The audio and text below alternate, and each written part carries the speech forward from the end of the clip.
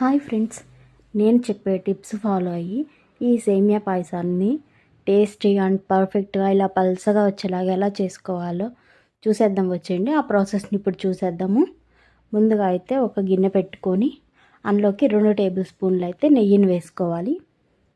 నెయ్యి కొంచెం హీట్ అయ్యాక అందులో డ్రై ఫ్రూట్స్ వేసుకొని ఇలా ఫ్రై చేసుకొని పక్కన పెట్టుకోవాలి. తర్వాత మనం కొలతలతో ఏ గ్లాస్తో అయితే మనం సేమియా తీసుకున్నామో అదే గ్లాస్తో వాటర్ని 3 గ్లాసెస్ అయితే వాటర్ తీసుకొని కొంచెం గోరువెచ్చగా అయితే చేసుకోవాలి. తర్వాత ఇందాక మనం వేయించుకున్న గిన్నె ఉంది కదా, అందులోనే మన సేమియా అనేది వేసుకోవాలి. కొంచెం లైట్గా ఫ్రై చేసుకోవాలి.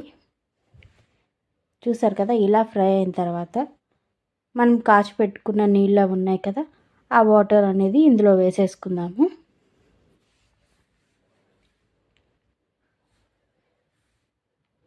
వాటర్ మొత్తం వేసాక ఒకసారి అయితే మిక్స్ చేసుకోవాలి. మంటని మీడియం ఫ్లేమ్లో పెట్టి అయితే కుక్ చేసుకోవాలి. సేమియా మెత్తగా ఉడికే వరకు అయితే కుక్ చేసుకోవాలి. తర్వాత అది కుక్ అవుతుండగా పక్కన అయితే ఒక 1/2 లీటర్ పాలను అయితే ఇలా కాచుకొని పక్కన పెట్టుకోవాలి.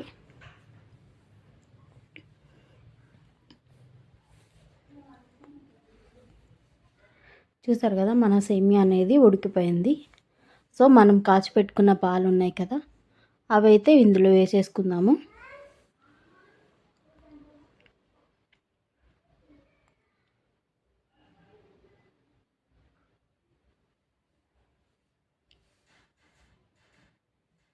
మొత్తాన్ని అయితే ఒకసారి మిక్స్ చేసుకుందాము.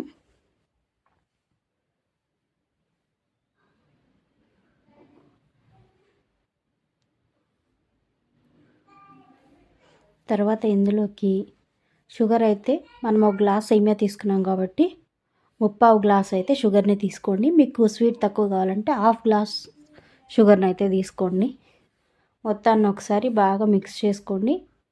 ఇది దగ్గరగా ఇట్లా వచ్చిన తర్వాత ఇందులో కొంచెం యాలకుల పొడిని అలాగే కొంచెం కొబ్బరి పొడిని వేసుకోండి. కొబ్బరి పొడి లేకపోతే కొబ్బరి ముక్కలైనా వేసుకోవచ్చు.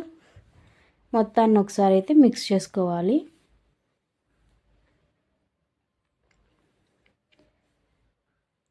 అండ్ చివరిగా అయితే డ్రై ఫ్రూట్స్ని అయితే యాడ్ చేసుకుంటే మన సేమియా పాయసం అయితే రెడీ అయిపోతుంది. ఇది చాలా టేస్టీగా ఉంటుంది. మీరు ట్రై చేయండి. ఎలా వచ్చిందనేది నాకు కామెంట్ చేయండి. అండ్ సబ్స్క్రైబ్ చేసుకోండి నా ఛానల్. మీకు ఈ వీడియో కనుక నచ్చితే థ్యాంక్ యూ సో మచ్.